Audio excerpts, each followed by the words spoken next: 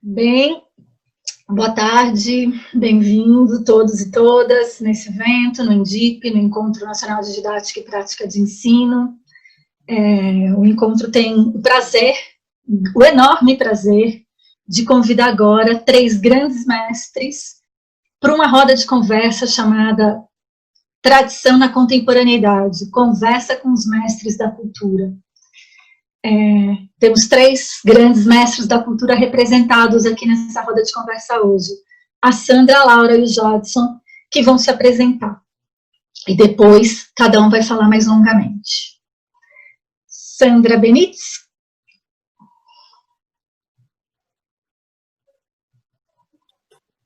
Bem, boa tarde para todos, todas, e para esses parceiros que estão aí do outro lado, a Laura, o Jadson, que estão aí, e aí a gente, bom, foi um prazer falar com vocês, e para mim sempre uma honra falar e fazer esse encontro, né, de fala, para a gente escutar o outro, eu acho que isso é um processo eterno aprendizado, né. Então, eu sou a Sandra Benites, eu sou Guarani-Andeva, eu sou de origem Mato Grosso do Sul, e atualmente estou morando no Rio de Janeiro. Antes eu morava no Espírito Santo e agora estou morando no Rio de Janeiro, por conta do meu estudo, né? Eu sou doutoranda do Museu Nacional, RJ, atualmente, e também atualmente sou curadora de junta do MASP, São Paulo, e outras coisas mais que eu vim fazendo. Eu sou, a minha formação, de princípio, eu sou professora de ensino fundamental e médio, né, que é a minha formação específica. Eu sou licenciada numa licenciatura intercultural, que foi direcionada especificamente para professores indígenas, pela Universidade Federal de Santa Catarina, e eu sou formada nessa licenciatura. É isso, eu passo.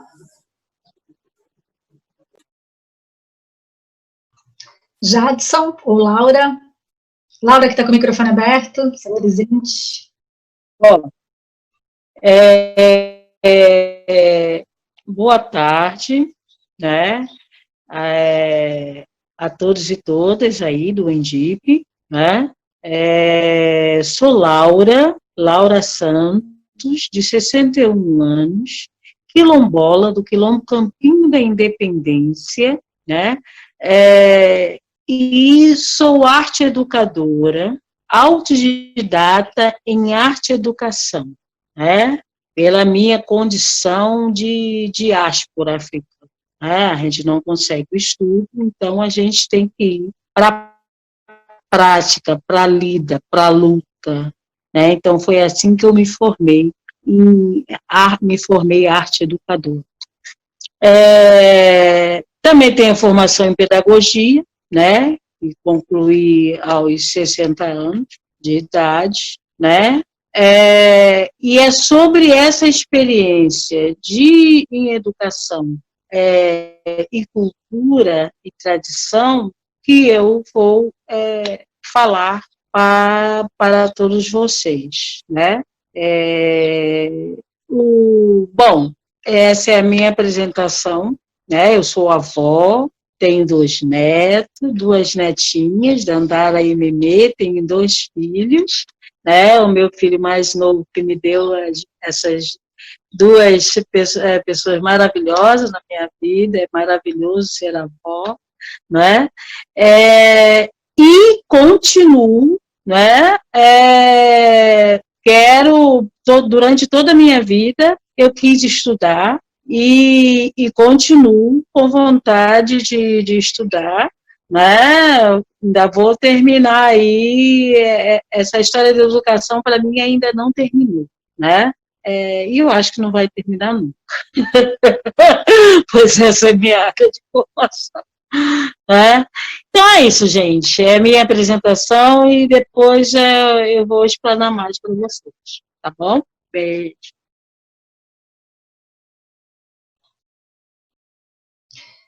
Jade.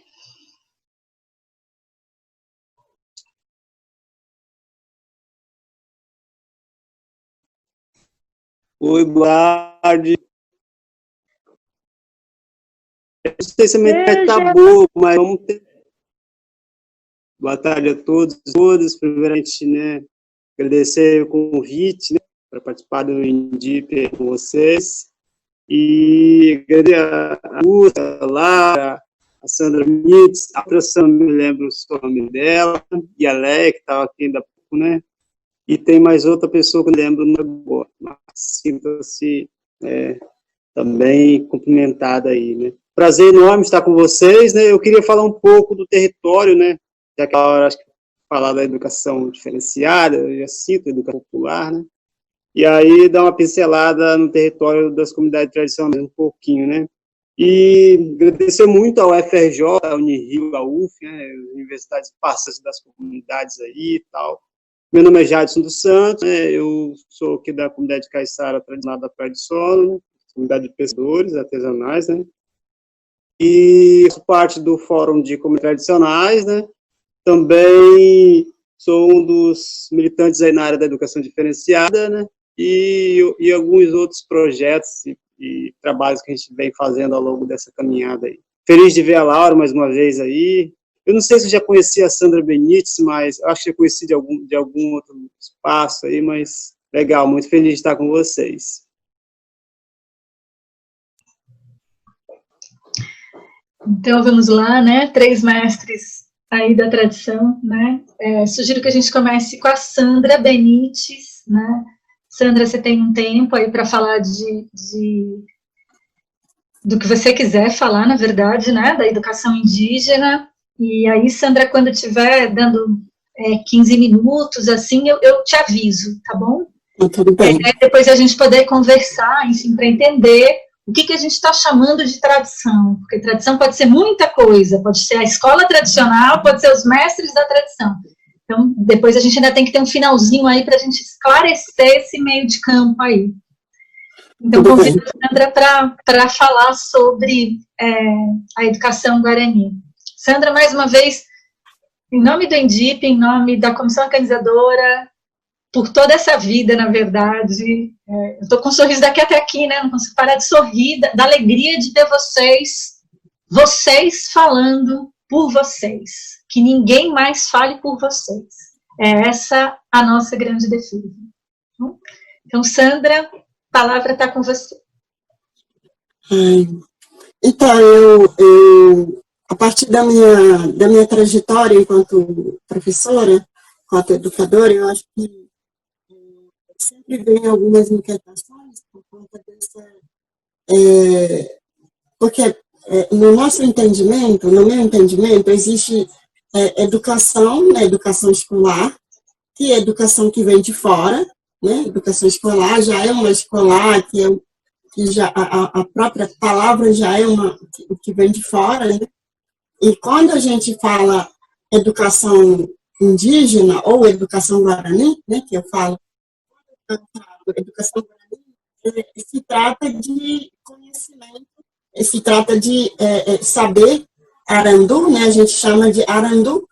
A educação, ela não para nós, não é o educar, tem essa ideia de educar o outro, e sim produzir o conhecimento do coletivo, no caso, na qual a gente vê a visão de mundo, a partir da visão de mundo guarani, né?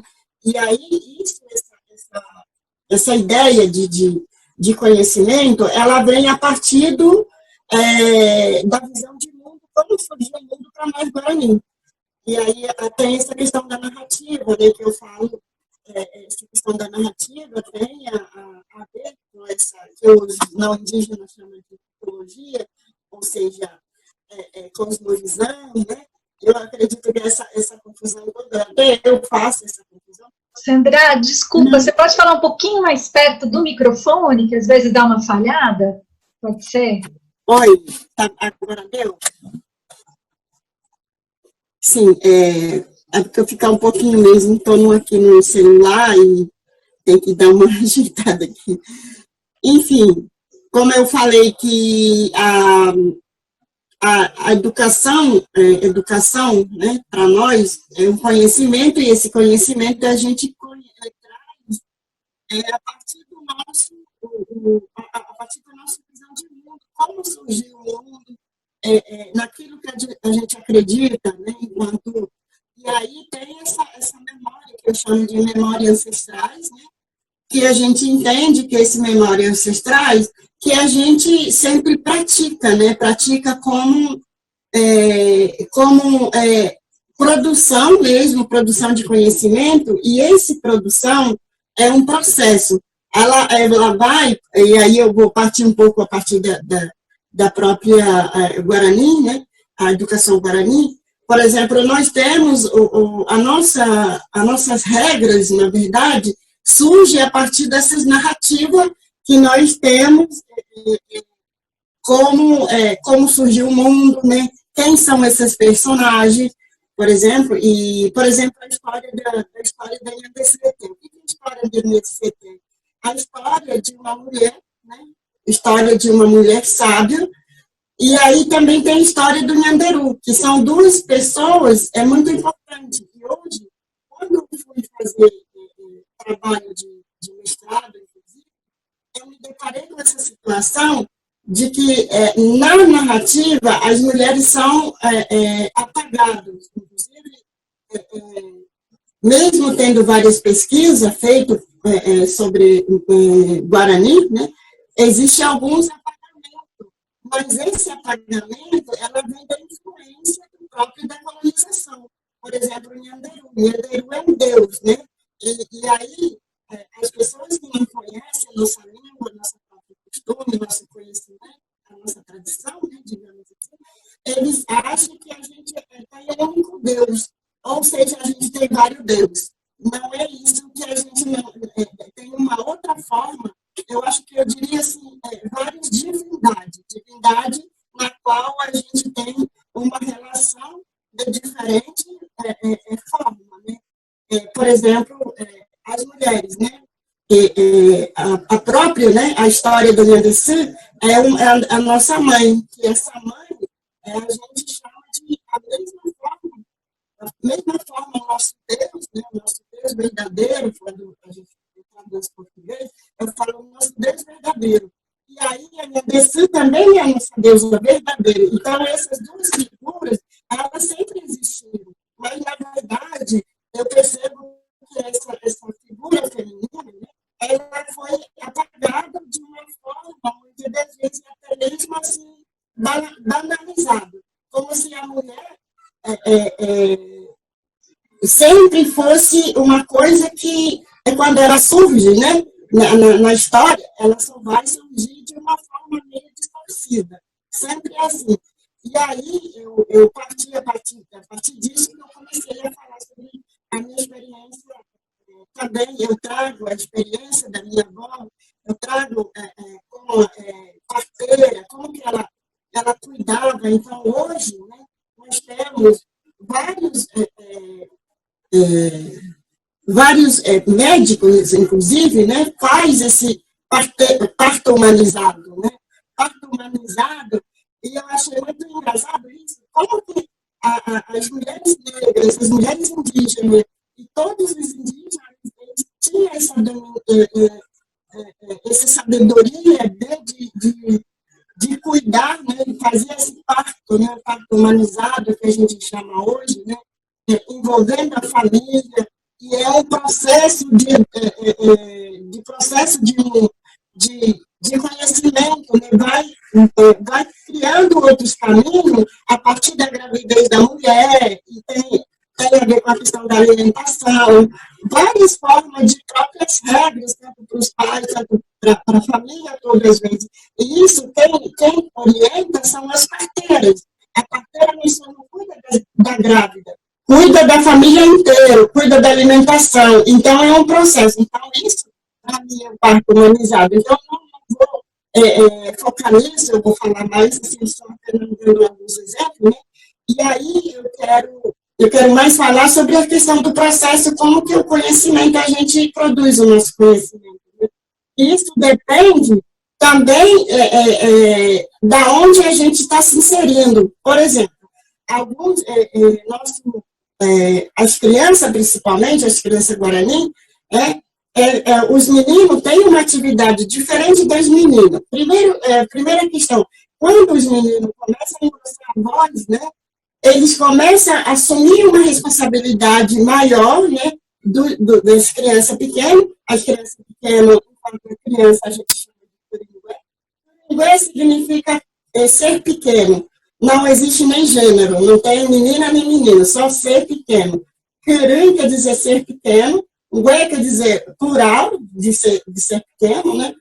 E aí, a partir dela, depois, aí, quando vai se separando, não se separando, assim, não individualizando as crianças, mas sim separando o lugar e o próprio espaço, né, e a própria assim, atividade, né, que vai separando muitas das vezes. Por exemplo, os homens guarani, quando ele está no processo de engrossar a voz, eles vão ficar aonde eles vão aprender a acordar cedo, eles não podem dormir tarde, nem acordar muito tarde. E aí, os mais velhos vai dando esse suporte, essa orientação para eles, como eu dizia, assim, os mais velhos ficam na frente para eles, né? Eles que vão levar eles para ensinar a plantar, fazer casa, fazer roça, buscar a lenha, buscar a pescar, como ir na caça, como que eles têm que ir no mato, a caça, o que é a caça, o que eles vão... Então, eles vão fazer ritual, por exemplo, quando eles vão para a caça mesmo, eles fazem ritual, né, para pedir para o espírito da natureza, o espírito da mata, o espírito dos animais, que eles vão buscar essa caça para alimentar, e não para, como eu gostava de dizer assim, não judiar dos animais, não só para matar por matar, né? Porque a gente sabe também que os animais também têm o seu espírito, as plantas têm seus espíritos, a mata tem seus espíritos. Então, os meninos eles vão fazer essa atividade, vai produzindo desse formato. E aí, eles também, quando eles vão para a cachoeira, tomar banho, eles também pedem o espírito da cachoeira, né? Como que eles vão lá, chegar lá, que eles vão tomar banho, vão brincar, mas para que nada aconteça com eles. Aí eles vão voltar. E assim por diante. E isso depende de cada um, dura 2 anos, 3 anos, isso vai até incorporar aquele conhecimento do seu próprio ser, cada um, né? E aí as meninas já é diferente. As meninas, quando vem primeira menstruação, por exemplo, eles vão se resguardar, né? Eles vão se recuar e vai fazer outras atividades que mexe muito com a questão do manuseio de algo, por exemplo, fazer cesto, fazer colar, né? E coisas pequenas. Então, por isso que elas não deixam a gente mexer, por exemplo, não mexer com fogo, não mexer com coisa pesada, não sair no sol, não comer coisa gordurosa, não comer coisa doce, nem muito salgado. Então, todas essas alimentações vai ser cuidado por mulheres mais velhas também. Então, aí o que vai não separar, mas assim, são lugares diferentes que vai estar, cada um vai ter esse cuidado do seu próprio corpo em forma de produzir conhecimento durante essa caminhada, né? Então, as crianças, né? As crianças têm outros olhares também, enquanto as crianças também têm outro processo, né, de brincar, de escutar. E aí eu acho que o que eu queria, na verdade, passar essa minha percepção, essa minha pesquisa sobre educação, né, exatamente, e essa forma de lidar com o seu próprio corpo exatamente a questão do território. Porque os meninos, quando não tem mais, se não tiver mais rio perto, se não tiver mais mata, se não tiver mais esses elementos que eles vão buscar que eles vão fazer ritual para buscar, ou seja, para plantar, por exemplo. Eles vão acompanhar a fase da lua, tem que saber a lua certa para plantar, para cortar certos plantas, né? Então, tudo isso, e até mesmo para fazer casa, então, tudo isso eles vão produzindo, né, vai adquirindo durante esse processo do ritual, que eu chamo de ritual de passagem, né? E aí, eu acredito que esse ritual, né, ela se confronta quando chega na escola, que a escola fala uma outra coisa, e, por exemplo, no nosso costume, né, os homens têm que ficar o tempo todo em movimento, nesse período de ritual de passagem, eles vão, né, e aí eles vão, ele tem que plantar, ele tem que buscar na roça, capinar, buscar isso, brincar no rio e tal, e eles vão ter que seguir esse ritmo bem acelerado, e aí eles vão se acalmando aos poucos, né? Isso fala que é o momento de experimentar esse ritmo de tensão, né? E aí eles falam, os mais velhos sempre falam que nós, quando a gente, no período dessa fase, né, que o Juruá chama de adolescente, essa passagem, né, diz que é muito conflituosa, muito tenso. Então, por isso que esse indivíduo ele precisa ter acesso, todos esses acessos, onde ele possa sentir e viver com aquilo, e de fato sentir aquilo, para ele ter esse espírito, né, espírito de tolerância, espírito de coletividade. Então, tudo isso eles vão construindo, né, junto com outros, né. Então, eu acho que quando a gente fala, não tem mais esses elementos em torno, como é que eles vão produzir o conhecimento, né?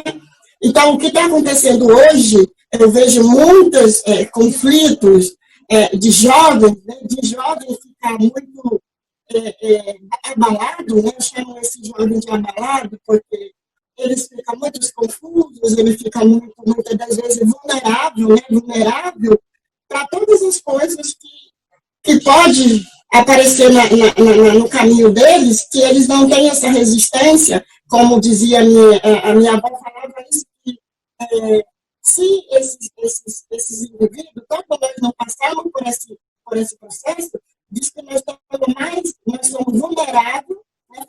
Nós somos fragilizados para se encantar por qualquer coisa. Esse encantamento pode ser coisa boa e pode ser coisa ruim. Então, por isso que a gente prepara o nosso corpo. E quando a gente não tem, hoje, né, eu percebo que várias aldeias, ou seja, não aldeado, porque hoje em dia aquele parente que vive na aldeia e que mora na cidade também. Então, esses sujeitos que não têm essa referência, geralmente esse corpo, né, fragilizado, digamos assim, vulnerável, e aí e o próprio sistema que vem de fora, que é o sistema que a própria escola, muitas das vezes, marginaliza esse corpo que como, por exemplo, as crianças que não têm estudo, entre aspas, né? Nós somos muito julgados por isso, né? E aí a criança que não tem educação, não tem a educação, na verdade, é um conjunto das coisas que você tem que dar possibilidade para esse sujeito se manifestar e continuar como um sujeito saudável, e não tirar um pedaço de cada coisa e colocar como se fosse uma coisa que já não tem mais referência. Então, se esse sujeito, na verdade, ele vai adquirir o conhecimento da escola, ou seja, na qualquer espaço onde ele está inserido, se tiver esse conjunto de elementos que dá suporte para esse indivíduo. E eu acho que, no meu ponto de vista, eu vejo muito isso, essa dificuldade, esse é um desafio de hoje para todos nós, enquanto indígena, enquanto professor e Enquanto mulher também eu vejo muito essa preocupação, e aí a gente passa por sérios problemas de discriminação, de preconceito, por a gente não acompanhar aquele sistema que foi imposto para a gente, né? Eu falo um pouquinho isso na minha monografia, quando eu comecei a falar sobre isso. Eu chamo a escola de embaixada, porque é um lugar que a escola deveria ser um espaço a mais, né, para ter esse encontro, para ter esse diálogo, para ter esse equilíbrio, né, da diversidade. Mas isso é um desafio, e eu acho que, muitas das vezes, o próprio sistema escolar, ela pega o caminho mais fácil, que é capturar como se fosse uma coisa que, sem ter esse respeito, né, na verdade, pela diversidade, experiência, diversas origens, eu acho que isso é muito importante a gente levar em conta, né? Eu não estou dizendo que a gente está indo para esse caminho que é tudo de ruim, não. Eu estou falando que todos nós sabemos que fizemos esse esforço, os professores, eu acho que nós estamos aqui sempre batalhando para isso. O problema é que o próprio sistema que foi criado, esse sistema, não foram essa diversidade, não foi esse diverso olhar, não foi esse diverso trajetória, experiência, não foi essa diversa origem que discutiu como é que o sistema poderia contemplar e incluir esse diverso sujeito com essa toda trajetória diversa, né? Eu acho que a minha fala é esse, né? Na verdade, para contribuir, e é isso por enquanto. Muito obrigada. E assim, eu quero escutar agora outros parceiros, companheiros, né? Nossos irmãos que estão aí sempre também estão na luta. E vocês também quero assim agradecer muito. Todos a equipe que estão aí organizando, né? Para que esse evento, né, essa nossa conversa, mesmo sendo assim, de longe, né, para a gente conversar. Obrigada. Agradeço demais, Sandra. Muito bonita a sua fala. Em alguns momentos o áudio deu uma falhada, mas eu acho que todos nós ficamos ali pregados, entendendo tudo, mesmo com alguma falha de áudio. Tá tudo certo. Obrigada, Sandra. Você já deu várias pistas para a gente sobre o que é território, sobre o que é tradição. Então, vamos ouvir agora os outros companheiros e depois a gente fecha tudo, tá bom? Jadson, Laura, quem gostaria? Jadson, quer ser você? Quer fazer? Pode ser? Pode ser, tranquilo. Então, eu estava aqui prestando atenção na companheira indígena, Sandra, né? E muito que ela falou realmente até me contemplou já, né? Mas, assim, da parte, né? Eu sou tradicional, né? Da praia. E desde cedo também comecei a conviver com essas lutas, né, com esses enfrentamentos, né, mediante a política realmente, política governista, né, política realmente de vários governos, né, historicamente, né, e para nós, enquanto comunidades tradicionais, e principalmente caiçaras que somos, é um pouco mais difícil, né, para dizer muito mais difícil, né.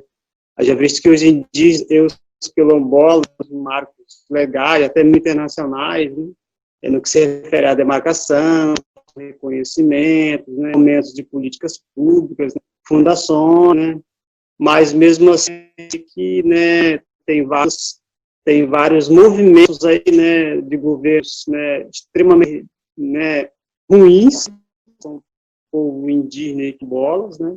E no que se refere a nós, Saras, pior ainda, né? Mora numa costa, né, bandeira aí, né, de disputa, sempre fala entre Rio e São Paulo, né, que são duas grandes potências no que se refere a PIB, se refere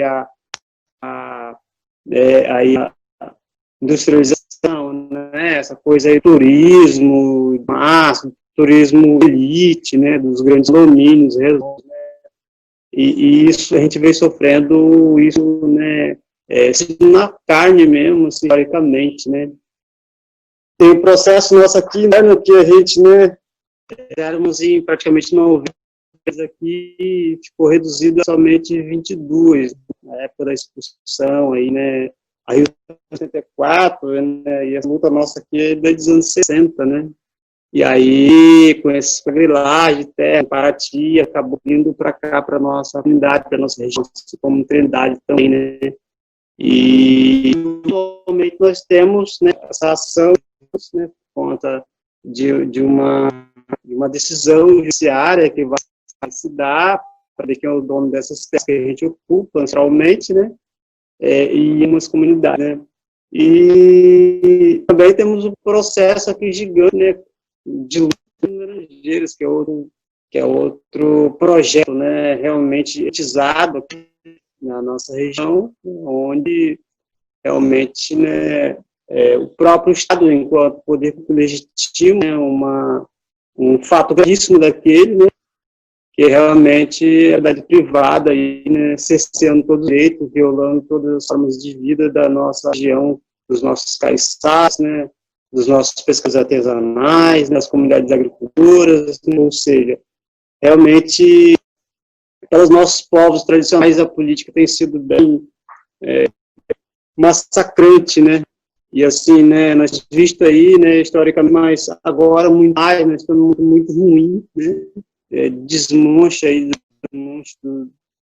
dos ambientais, né, que tanto a gente construiu, defendeu, né. Aliás, nós fazemos parte, enquanto comunidades tradicionais, do meio ambiente, né.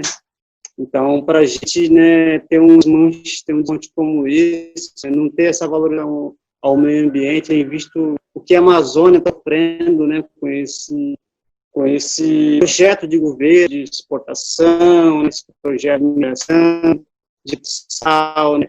Chega um dia que praticamente não vai ter, né, licenciamento, não vai precisar mais caminhar por esse rumo, né, não vai ter mais projeto de educação ambiental, de condicionante, né, não vai precisar mais disso, e, como a gente fala, né, as coisas estão realmente indo de uma forma tão avassaladora contra o meio ambiente, contra as populações, né, comunidades tradicionais, seja ela comunidade por etnia, por outras comunidades periféricas, né, contra a universidade pública, né, contra e tantíssimos países. Aí, eu, falando nisso, já queria parabenizar a UF pelo lindo trabalho e resistência, essa corrente da universidade, né, que luta por coisa pública, e isso é muito fundamental para a gente, né, a UFRJ, né, e tantas outras aí que a gente tem parcerias, né, que a gente defende, né, e é isso, a universidade tem saído do seu muro, né, quebrado essa barreira para ser acessível.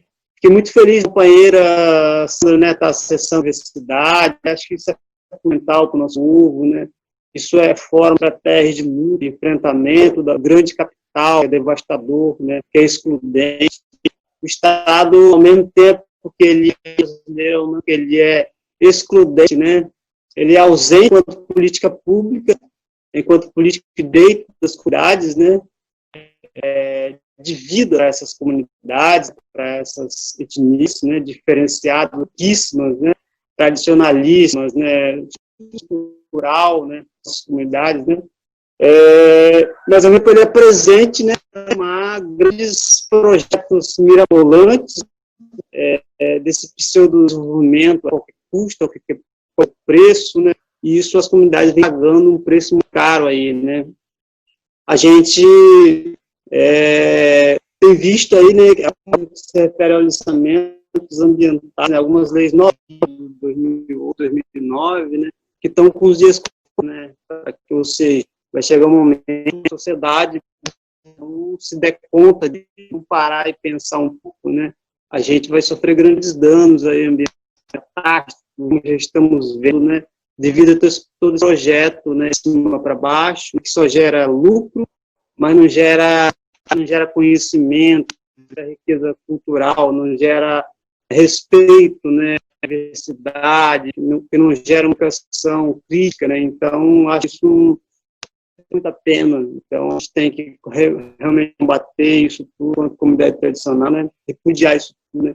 Ainda hoje, enquanto a Sandra estava falando, me lembrei, né, ainda chamada PEC do Diabo, né, PEC dos indígenas no Congresso, tramitando, né, para que retire todos os direitos indígenas, inclusive de acessar a universidade, né, direito à terra, né, o direito ao reconhecimento, né, de demarcações, né, assim como o decreto 487, né, dos quilombolas, praticamente, né, suprimido o dia por votações, né, enfim, são temas, né, são formas que o capital vem, né, assolando, né, e vem realmente dizimando o povo, né.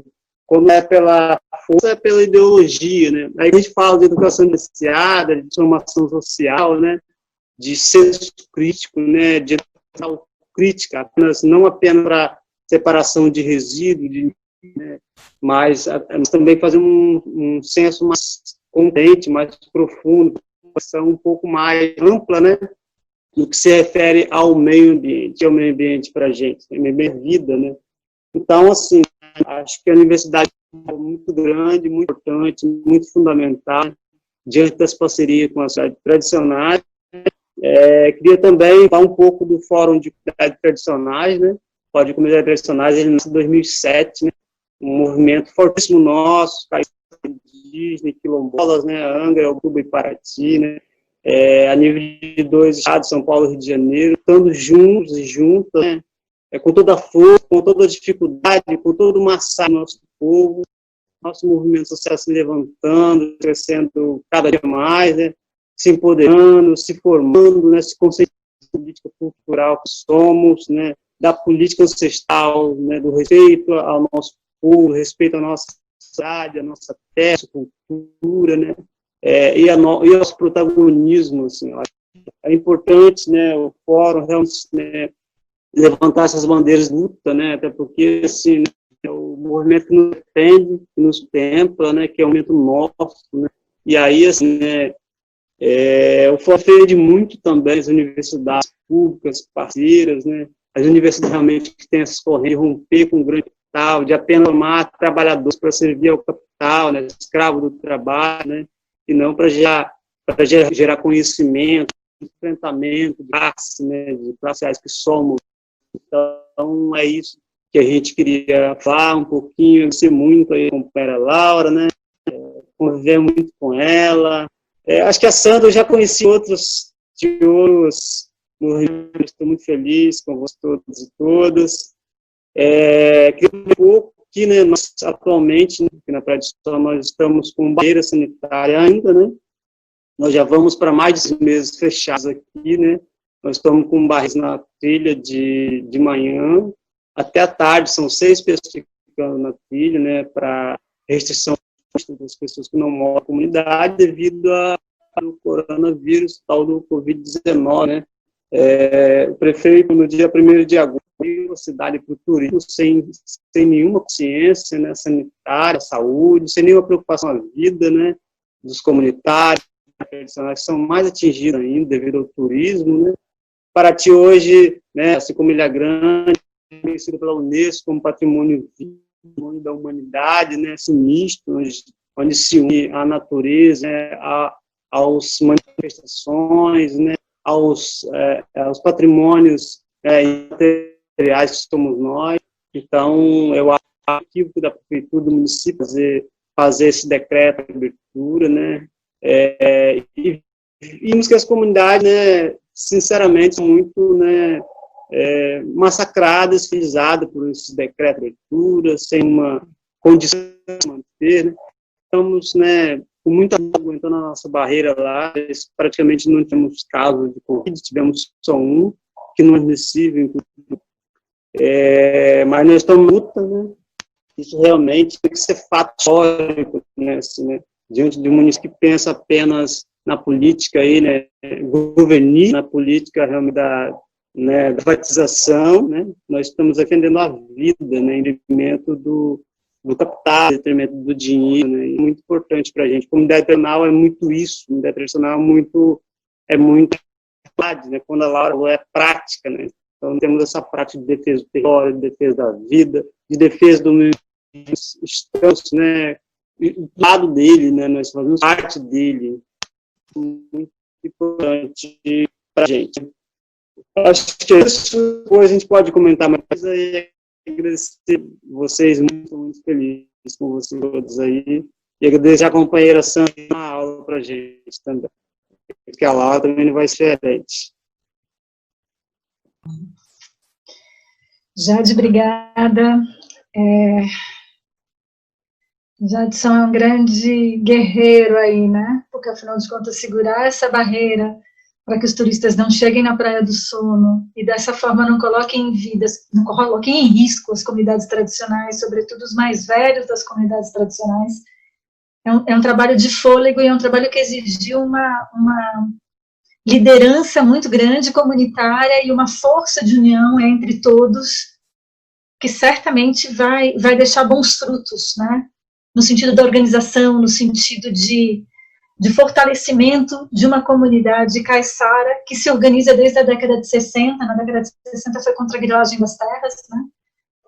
E continua se organizando, não mais contra só as coisas, mas tem projetos bem lindos, bem bacanas, dessa comunidade tradicional. Então, obrigada, Jadson. Vou passar a palavra, então, para falar um pouquinho dela, da pedagogia griot do Campinho. Laura, bem-vinda.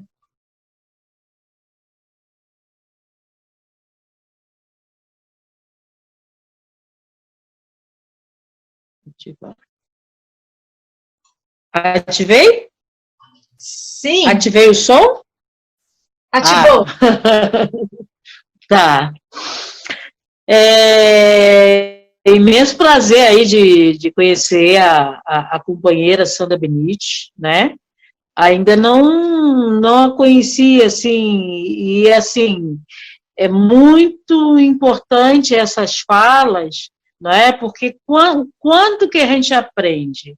A gente convive há muito tempo já com as comunidades indígenas daqui da região, né, de Ubatuba, Paraty, Angra dos Reis, mas a gente praticamente não tem tempo, né, de se aprofundar nas questões nossas de luta.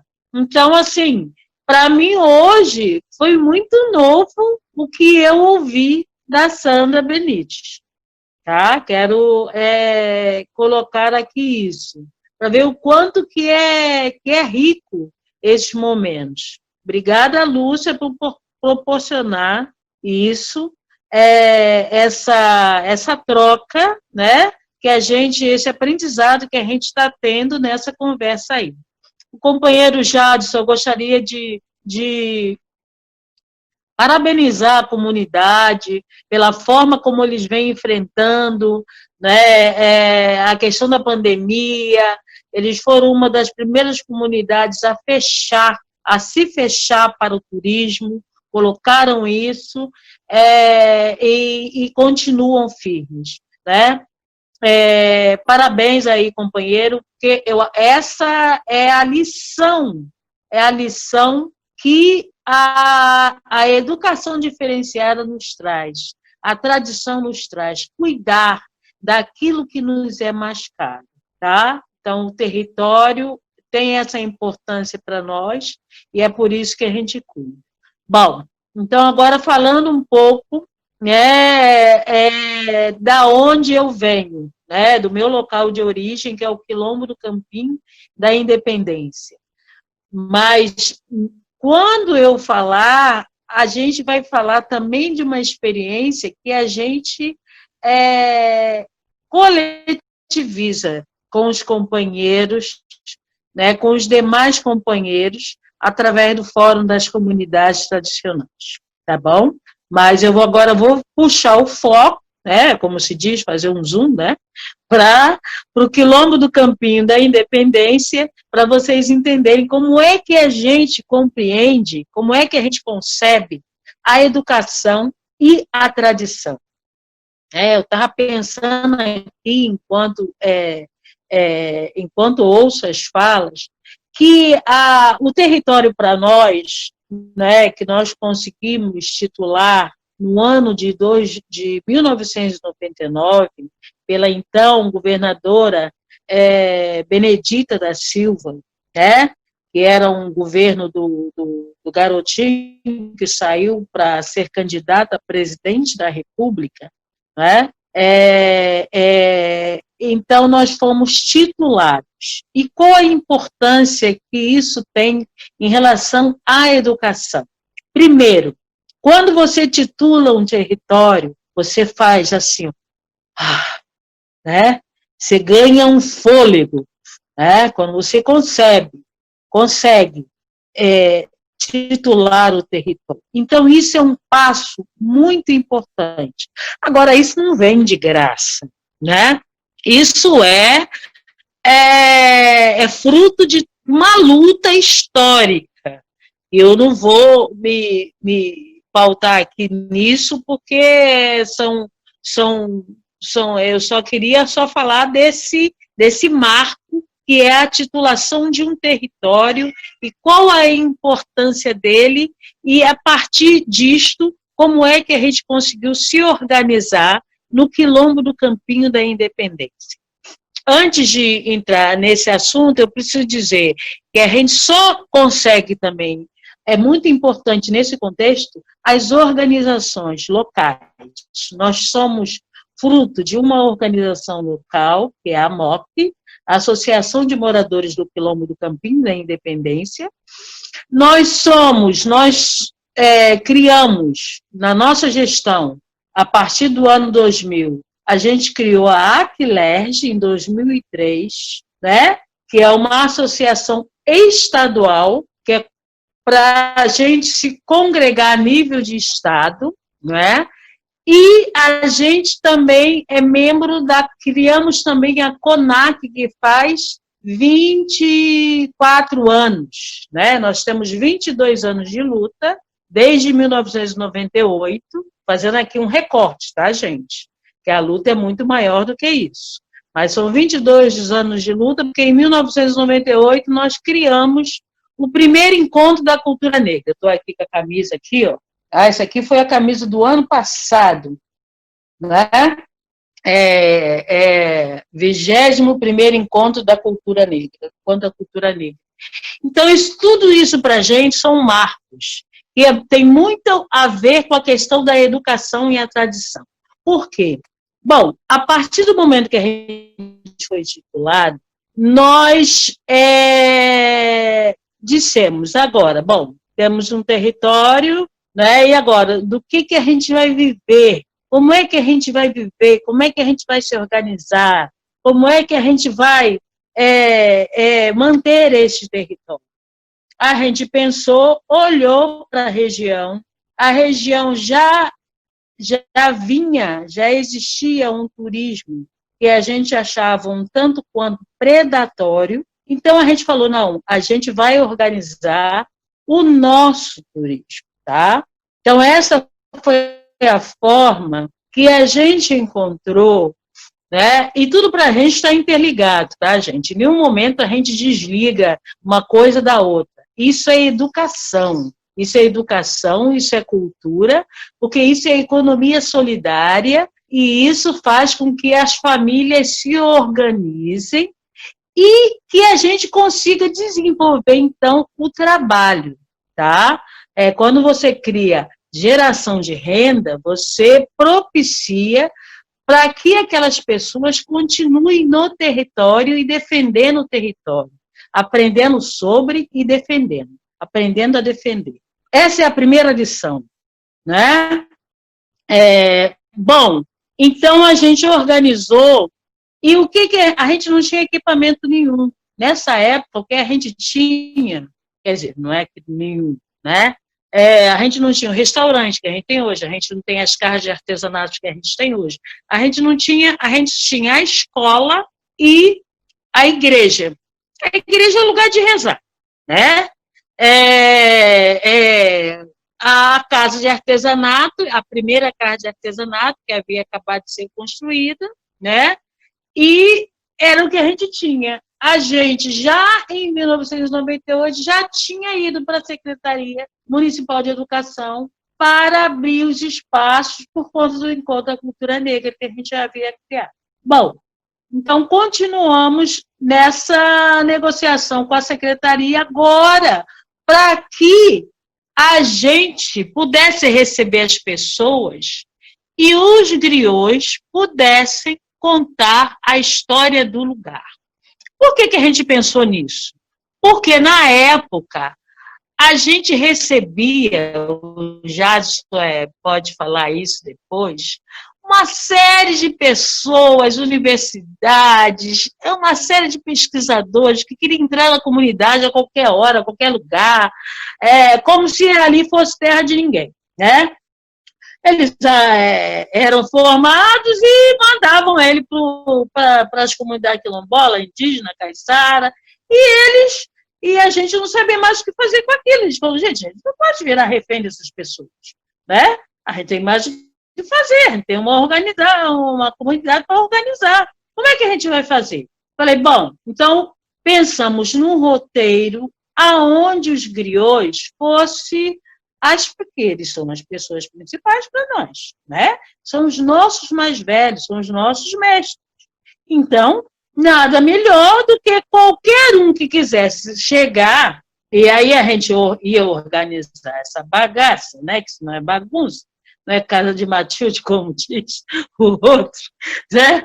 A gente ia organizar, então a gente fez um roteiro para receber as pessoas que quisessem vir, né? Bom, então assim começou a história dos nossos, de que forma, e a gente pensou, bom, através disso, além dele contar as histórias para as pessoas que querem vir aqui, conhecer a comunidade, não é? E a gente aproveita e eles também vão contando para as nossas crianças, porque elas também precisam ouvir essas histórias. Então, era dessa forma que a gente ia unindo, né, a educação, a cultura, as importâncias das políticas, né, que a gente tinha até então como uma atividade que era nossa, né, e que a gente queria passar para as gerações, né, e para os outros que viessem. Bom, assim a gente começou a nossa história com os griots. E aí a gente foi vendo o quanto que isso era importante, né? O quanto que essa ideia que a gente teve inicial era muito mais importante do que a gente havia mensurado. A gente começou a entender, né, o porquê dessa importância. A gente começou a se fortalecer. Eu falo para vocês, gente, que quando eu comecei, eu estou falando porque eu passei dos meus 5 anos de idade até os meus... Foi em 2000, eu voltei nos anos 2000 para cá, eu morei no Rio toda a minha infância, não é? E entrei na luta na década eu casei em 79, na década de 80, eu comecei a me envolver com o trabalho social da igreja, né? E comecei a desenvolver essa coisa minha da educação, da arte-educação. Que era uma coisa já minha, né? Eu queria muito estudar, queria muito me formar, né? Nunca conseguia, por conta da questão do racismo estrutural, que a gente não entende, a gente é criança, então a gente não entende por que a gente não consegue entrar numa escola, permanecer numa escola, mas era isso que acontecia comigo, né? Então eu fui para a informalidade, foi a única forma de eu entender o que eu fui para a informalidade, o movimento social, e aí eu me formei em arte e educação, foi isso, né? Então, quando eu volto, eu começo a ouvir a história dos griots. A primeira coisa, sentei no chão, né? O ato de você sentar no chão, a gente tinha as esteiras, né? A gente então fazia as esteiras, começou a fazer esteiras para sentar, para acomodar o pessoal, né? Então, esse simples ato, que você vê uma pessoa de 70, a Dica tem 70 anos, a Dica até hoje, a nossa Dica, né? Porque tem a Dica Caiçara, estou falando da nossa Dica, né? 70 e poucos anos, a Dica senta no chão como uma criança, sabe, gente? Isso é de um grau de importância que as pessoas não compreendem isso, sabe? O que as atividades vão fazendo com que a gente... Então, o ato de eu sentar no chão, isso me deu uma força que vocês não têm. A Sandra sabe, o Jades talvez saiba também, né? Mas, assim, a grande maioria das pessoas não sabem o que isso reporta. O que isso reporta, gente? A nossa ancestralidade, sabe? Não é só a gente, quando a gente começa a cultivar um hábito que os ancestrais fizeram no passado, e a gente continua a fazer aquele hábito, vem uma força que a gente tem. Então, assim, era como se eu nunca tivesse saído daquele lugar, deste lugar, aqui.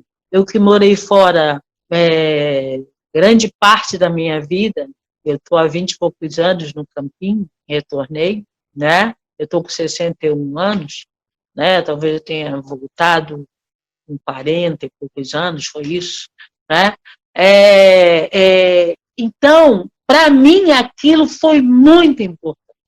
E aí eu comecei a desenvolver o trabalho com as crianças, o que eu já fazia no Rio, comecei a fazer de forma diferente, lógico, do contexto daqui. Aí veio o Ponto de Cultura. O Ponto de Cultura, então, foi aí os projetos vieram vindo, que a gente estava numa gestão, era o quê? 2000, 2003, né? Uma gestão de governo federal. Então, a gente escreveu um projeto Ponto de Cultura que, para nós, foi outro marco, muitíssimo importante.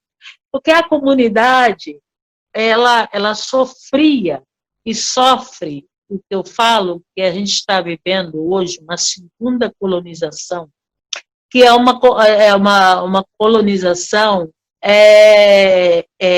etno-religiosa, né? A religião, ela e o governo, esse braço que descobriu o Brasil, invadiu o Brasil e matou índios, matou grande parte da nossa população tribal, né? E nos trouxe de África, né? Para esse trabalho escravizado. Isso não parou. É importante a gente dizer isso, que essa colonização, ela mudou de mão, simplesmente. Ela saiu da Igreja Católica e foi para a Igreja que se chama hoje, era chamado os protestantes, né? O protestantismo. Ela saiu de uma mão e foi para outra mão. Então, a nossa religiosidade, que é de matriz africana, ela vem sendo massacrada desde de África, né? Então, é preciso que a gente entenda isso para que a gente compreenda o que significa esse etnocídio. Isso é um etnocídio, né? É uma forma de nos matar. Se não consegue acabar com o povo negro de uma forma, existem N formas que o sistema coloca para nos exterminar. Uma política de extermínio. É importante que se fale isso. Bom, colocado isso, eu volto para a questão da educação e da tradição. Como é que a gente consegue porque eu digo também, gente, uma outra fala que eu descobri, que o que é imaterial, ele não morre, mas ele desaparece, tá? Porque a nossa ancestralidade, ela é viva, e é por ela que a gente se reporta, né? A nossa cosmologia, a nossa concepção, o que a gente entende é isso, é tudo vivo. Como disse a Sandra Benítez, a natureza é viva, cada uma tem um espírito, né? E a gente acredita. A gente tem as nossas distinções, que eu estava vendo, né? Isso é uma diversidade, é uma coisa muito linda, né? É uma coisa muito linda. Porque no seu contexto, né, os povos indígenas, eles são tão distintos, né? E a gente sempre falava isso, né? Que a gente é um povo muito falante, muito dinâmico, né? E a gente fala, nossa, os guaranis são quietinhos, né? Mas a gente vai entendendo por quê que cada povo tem. E a gente é completamente diferente nesse sentido. A gente é um povo muito falante, muito. A nossa dinâmica, o nosso dínamo é diferente, não é muito diferente. É diferente, né? E isso é diversidade. Isso é muito bom, porque isso nos fala que cada mundo tem a sua forma de se autoconceber, né? E por ali eles vão se entendendo e vão se mantendo enquanto civilização, né? Isso é muito importante. Então, voltando à questão da tradição, à medida que a gente ia avançando com os nossos trabalhos, o Ponto de Cultura, então, o marco do Ponto de Cultura foi importante porque, primeiro, foi por meio dele que a gente conseguiu amenizar, digo que é amenizar, a questão da descriminalização, do preconceito, da nossa cultura, né? O Ponto de Cultura, ele nos trouxe isso, né? Nós criamos 7 atividades. O artesanato, que já existia, mas a gente queria colocar ele num patamar tão e quão importante. Nós trouxemos o jongo, que já estava, que era a cultura aqui em Angra dos Reis, né? Resistência, por onde o companheiro Délcio, foi com o companheiro Délcio Bernardo, né, que é de Angra dos Reis, e é sobrinho do tio Condongo, né, que é de família jongueira. Foi ele que, ao mesmo tempo que ajudava o Quilombo do Bracuí, que estava em crise por conta da não titularização do seu território, trouxe o jongo para nós também, né?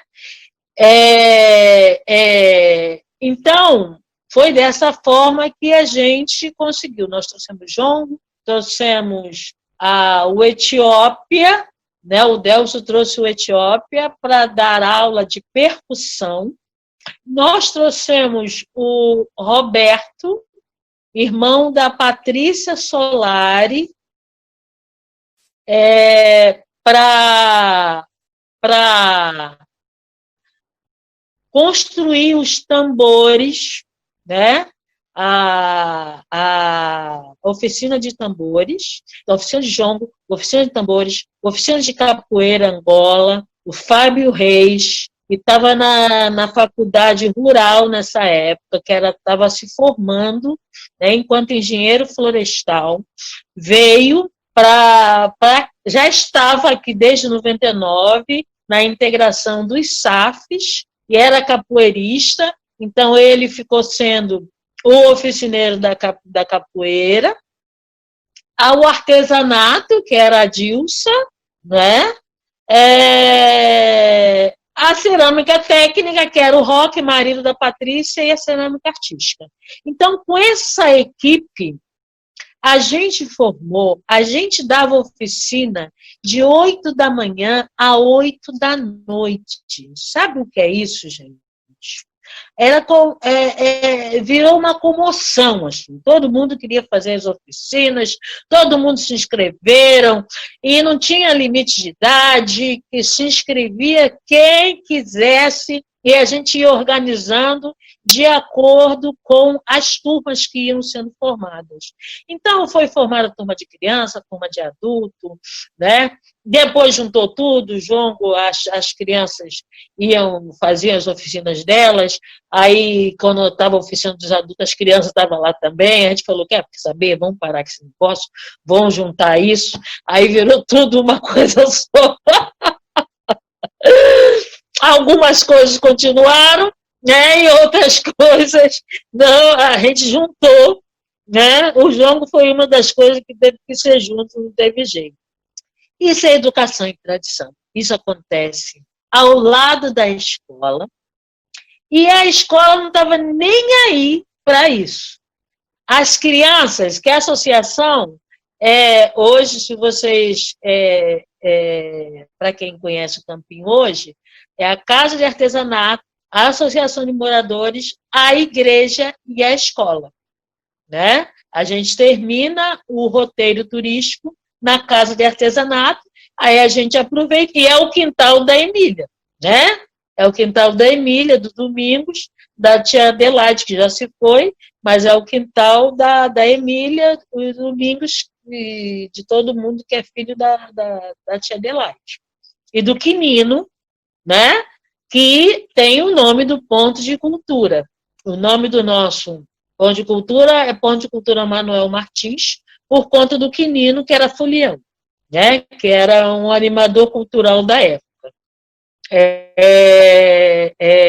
Então, a gente fazia aquilo tudo, aquelas oficinas o dia inteiro, criança passando para lá, para cá, a gente carregando cerâmica.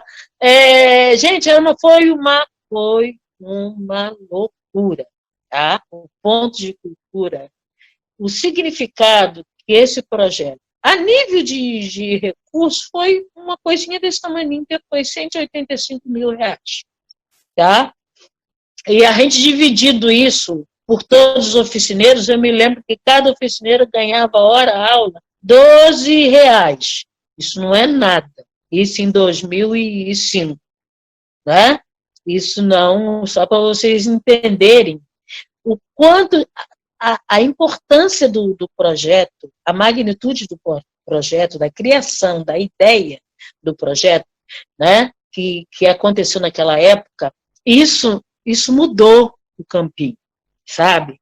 O Campinho era ele sofria uma discriminação velada, que ele não entendia que era discriminação, porque era velada, porque o racismo é assim, né? Você sofre ele, você não sabe, né?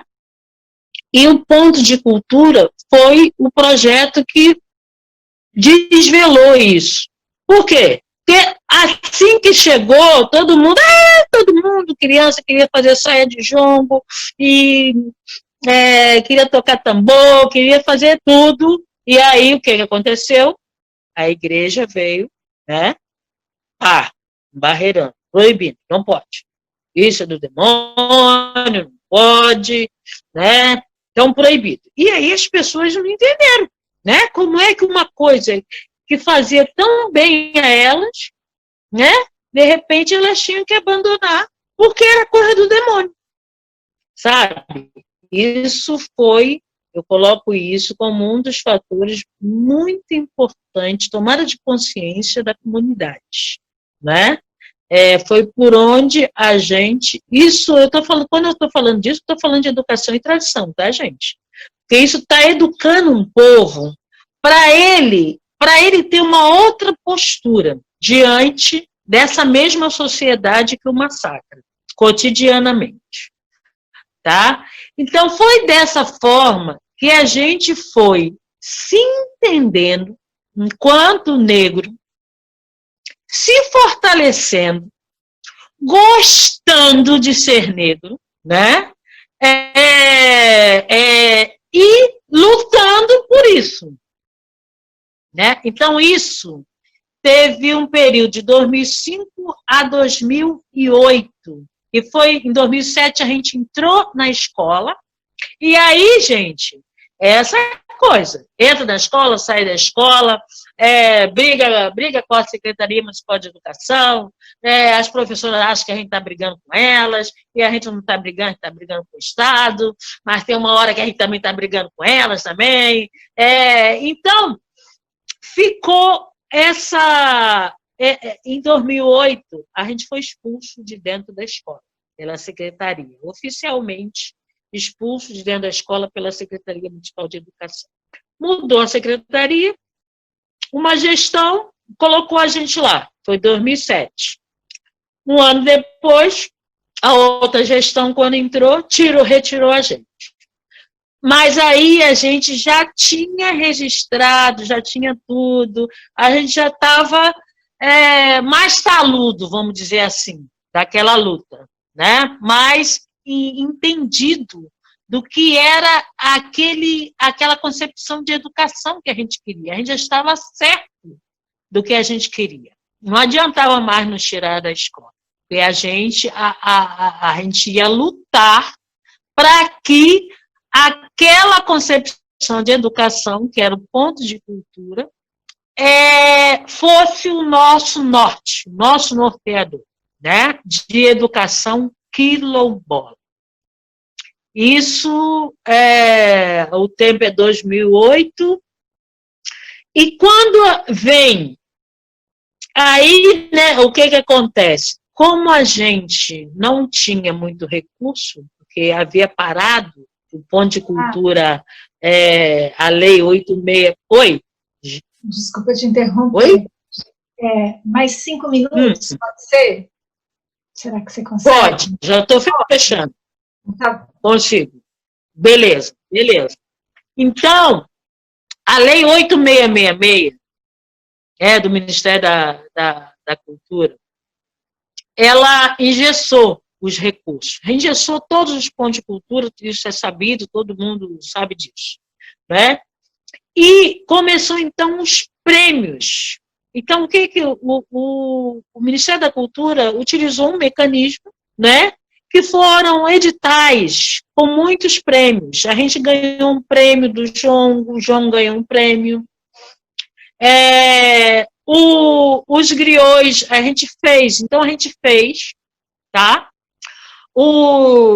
Nessa altura já estava a lei griot, a luta pela lei griot.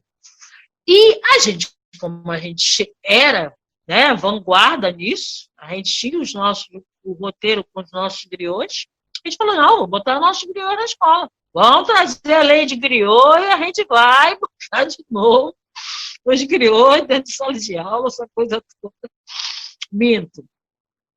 Isso foi dentro ainda nesse período, né, antes da gente sair da escola. Então, a gente colocou os griots dentro de sala de aula. E a gente viu uma outra coisa. Cada coisa que a gente coloca, a gente aprende, né? Como é que a gente aprende com os processos de luta, né? Como é que a educação e a tradição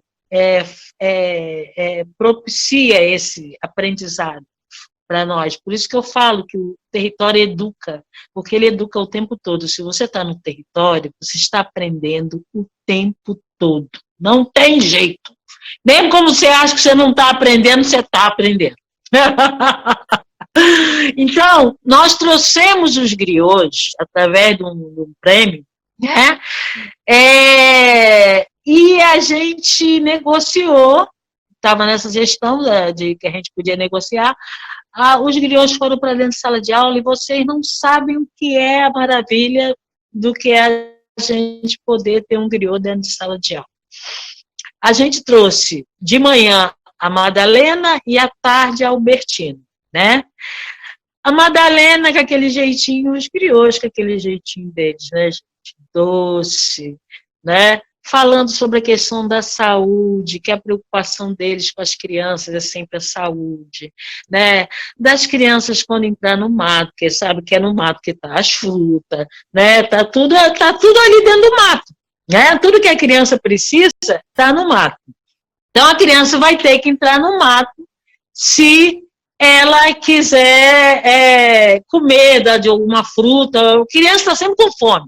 É isso, criança está sempre com fome, está sempre buscando alguma coisa para comer. E aí vai para o mato para comer. Então, ela falando da preocupação dela, que quando entrasse no mato, que tinha que se preocupar, porque no mato tinha bicho, né, toda essa natureza viva, né, tinha cobra, que tinha que pedir a licença para entrar no mato, aquela coisa. Gente, as crianças, primeiro, duas coisas aconteceram nesse dia. Algumas coisas, né? As crianças foram saindo da cadeira, era uma roda, né? Normal, cadeira tudo em volta, e as crianças foram saindo da cadeira e foram se aconchegando no chão para ouvir a tia Madalena. E o mesmo aconteceu à tarde com a Albertina. E eles, depois que a tia Madalena começou a contar as histórias, eles também começaram a cada um querer contar as suas histórias. Né? E saía cada história de cobra, que aí quem estava no mato, que não podia entrar sozinho, que aí o outro entrou, e o outro falou para o outro, e aí ajudou, e aí se livraram da cobra, não aconteceu nada. As professoras que são da cidade, que tinham vergonha dessa infância delas, da área rural, para não sofrer o preconceito. Elas se permitiram e aí começaram a lembrar da vivência delas na área rural e começaram a falar. Então, vocês vejam que troca que a gente teve com os griots dentro de sala de aula, contando a história que eles contam todos os dias. Né? A mesma história que eles contam todos os dias, que não é a mesma história. Porque cada dia eles estão com sentimento, então vamos puxar mais uma coisinha, como diz a Dilsa. O nosso livro não tem fim, a gente abre numa página e aí fecha a hora que precisa fechar. E é o que eu vou fazer agora. Porque a gente precisa fechar. Né? Não que a gente tenha terminado, que a educação e tradição, ela não termina. Né? Ela tem um começo. Que é lá, Nossa Senhora, está lá, nosso começo está lá em África, né? E eu estou aqui falando, me reportando, né? Por conta dessa ancestralidade, que é das três mulheres, que é de vovó Antonica, tia Marcelina, tia Maria Luísa, né? Que elas estão retratadas aqui de outra forma, mas são essas três mulheres que fazem com que a gente tenha essa força necessária de continuar a passar a essa tradição e querer que a escola, que hoje é realidade, a escola, educação escolar quilombola, hoje é realidade no Quilombo Campinho da Independência, beba dessa mesma fonte que a gente bebe. É isso que a gente espera. Né? Que a nossa educação e tradição está aí, livre, como a Sandra Benite disse, o conhecimento, ele é da humanidade, para quem quiser, né? Ele não é para ficar preso em nenhum lugar, ele não é para ter coisa que o pessoal faz, né? Não, ele é livre, conhecimento é conhecimento, né? A gente tem e utiliza ele da melhor forma para a gente se manter no nosso território, Quilombo do Campinho da Independência. E a MOC. Beijo grande, gente. Muito obrigada a Edip e a todos vocês. Obrigada, Laura. Que tarde mais linda, né? Com Sandra, Jadson e Laura. Que grande emoção ouvir vocês três. Fico muito agradecida, e em nome do evento também agradeço muito, e tá aí, na fala de vocês, o que é a tradição, né? A tradição como espiritualidade, como ancestralidade, como uma relação mais próxima à natureza, com o território, é uma outra epistemologia, né? Essa tradição, ela constrói conhecimento, e esse conhecimento, ele é da humanidade, como diz Laura, ele é coletivo, como diz Sandra, ele é de todos. Não importa passar conhecimento, não importa educar o outro, importa fazer um conhecimento coletivo. Isso é tradição, né? É tradição ter uma luta contra esse racismo estrutural, sofrê-lo e lutar contra esse racismo estrutural, né? Aprender a defender seu território e a cuidar. Eu só notei, eu só li agora o que foi saindo da fala de vocês. É isso que a gente aprende a partir da fala de vocês, do que é tradição. E por que a tradição e a escola conversam tão pouco, e é uma relação tão dura, uma relação tão doída, né? É uma relação que a escola nunca entende e que ainda é um lugar de tantas e tantas violências. Mas vamos lembrar que em Paraty existe esse projeto lindo, que é de educação diferenciada, né? Do qual a Laura e o Jadson conceberam esse projeto e lutam por esse projeto fortemente, né? Que tem como base essa fala da Laura, o território educa, é essa frase da Laura que impulsiona uma série de ações, que tem o pessoal do IEAR, da UF, como parceiros, que tem outros parceiros tantos, né, implementando uma educação do campo, mais do que uma educação do campo, uma educação diferenciada, uma educação em que a tradição e o território sejam presentes o tempo inteiro, porque se educa na aldeia, se educa na praia, se educa nos quintais do quilombo. Eu acho que é isso, queria agradecer profundamente, dizer que eu sou formada por vocês são meus professores, vocês são meus mestres. Quando a gente fala mestre, é com letra maiúscula, e é agradecendo e abrindo tudo que a gente pode para poder receber de vocês, com tanta generosidade. Aliás, a tradição, ela é generosa com aqueles que sabem receber, porque ela não é egoísta. É uma tradição, como diz a Laura, de uma forma tão bonita, vem de muito longe e não para na gente. E vai continuar. Essa conversa começou hoje. Eu espero que a gente tenha outros lugares para continuar essa conversa, que isso possa se tornar material para que as escolas públicas, para que os professores que vão dar aula nas escolas públicas entendam quem são as comunidades tradicionais brasileiras, a força das comunidades tradicionais brasileiras, a alegria. É isso, queria agradecer, abrir a fala e o microfone para todo mundo. Sei que Sandra Benites também está com o horário super apertado, né? Se vocês quiserem também se despedir aí para a gente encerrar. Sandra? Primeiramente, eu quero só agradecer essa escuta, né? Essa escuta que eu pude, e também vocês também, enquanto professores, também criaram essa linha, nessa rede de a gente se encontrar, de se escutar também. Isso que eu acho importantíssimo, isso as universidades, as escolas, deveriam fazer isso sempre, né? Porque a Laura, né, me tocou uma coisa que quando eu escuto muito isso, inclusive de outras comunidade indígena, não indígena, da comunidades tradicionais, né? Porque quem é que vai dar aula para a gente enquanto indígena, enquanto quilombola, enquanto caiçara? E aí, quem é que vai dar aula para a gente fortalecer a nossa identidade? São pessoas que desse lugar, que a universidade tem uma outra forma de provocação, né, na verdade. Eu acho que essa rede, né, essa ponte, deveria estar junto e não separado, né?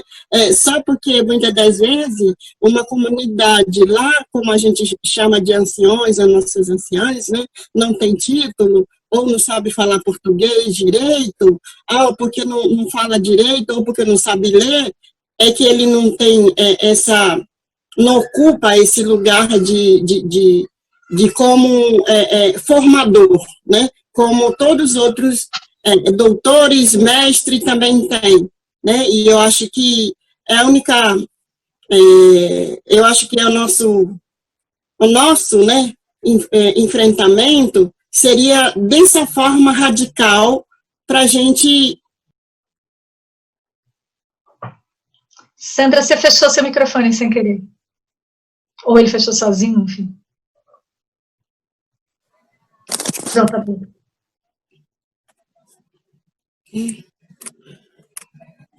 Abriu.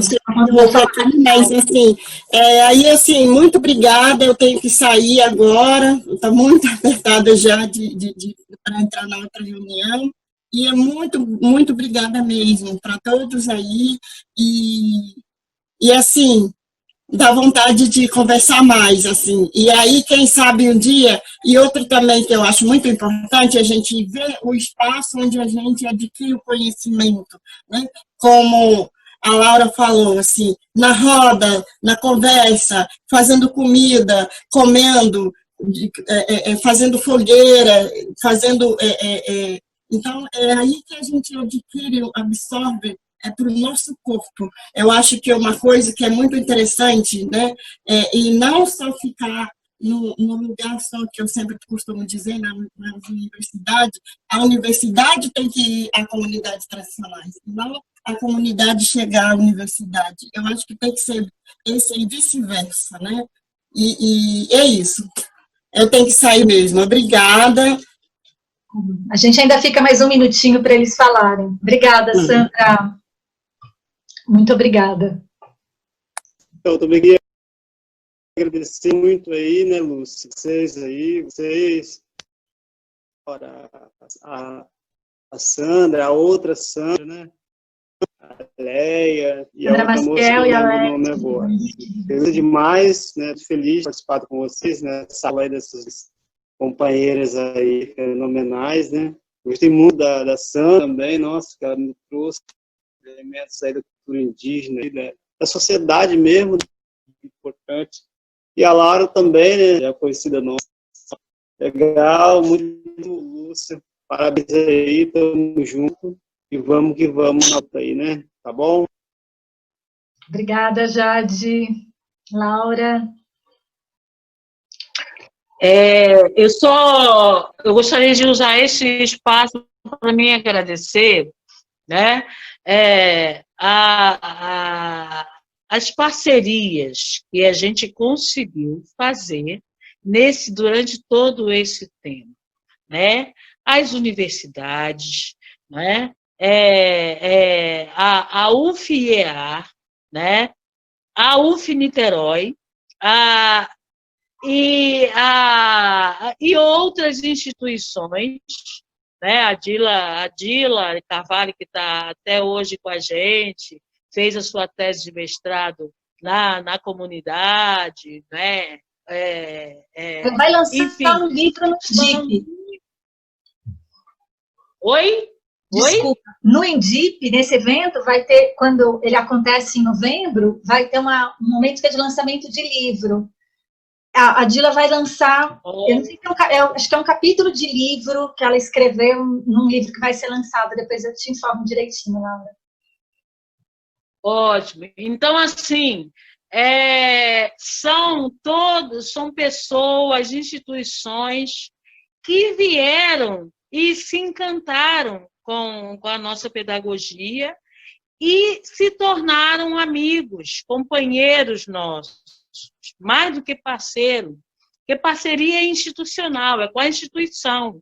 Agora, as pessoas que a gente tem até hoje como amigas, não é? Então, eu quero enormemente agradecer ao Domingos Nobre, que está até hoje com a gente, ao Lício Caetano, né, que são eles da UFEA, Domingos que já lutava com a causa indígena lá da aldeia Sapucá, então pôde trazer todo a sua experiência de trabalho e contribuiu no ato.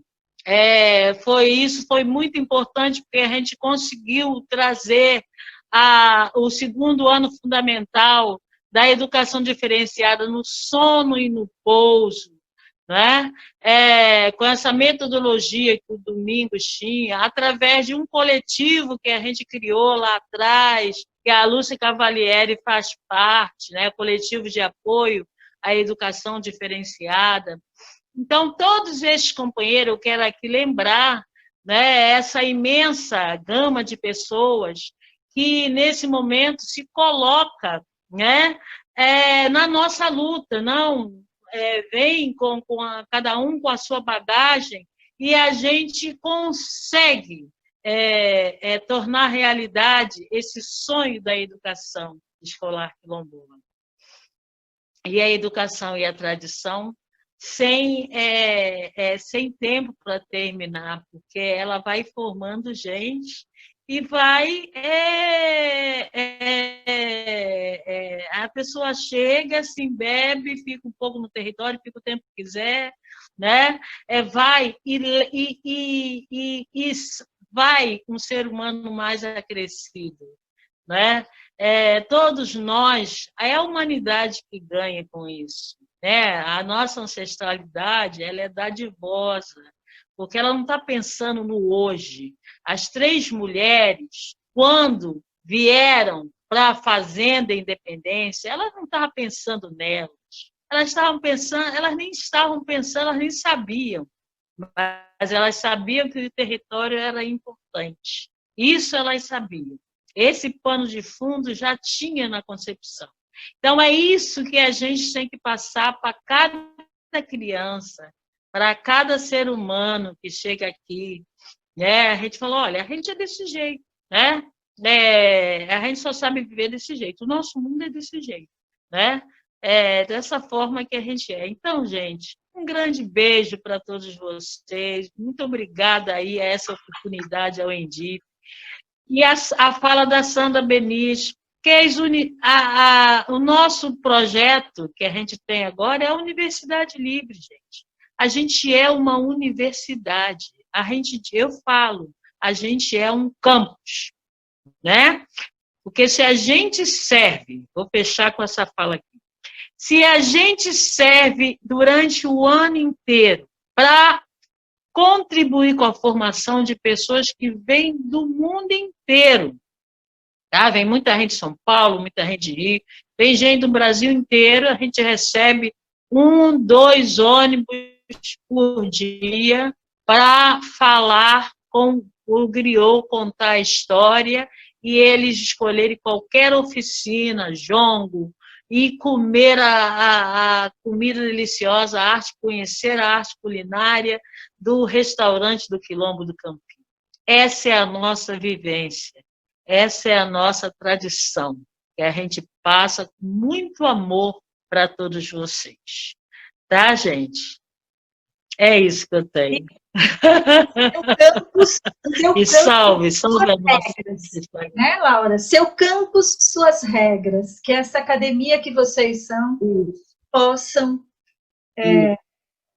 estabelecer suas próprias regras também, né? Para nos receber, né?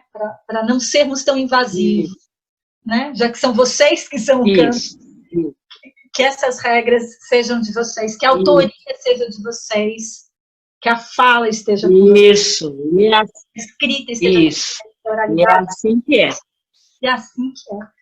Queridos, eu agradeço um monte e seguimos com essa força e com essa alegria. Tá certo. Beijo. Beijo. Deixa eu sair daqui.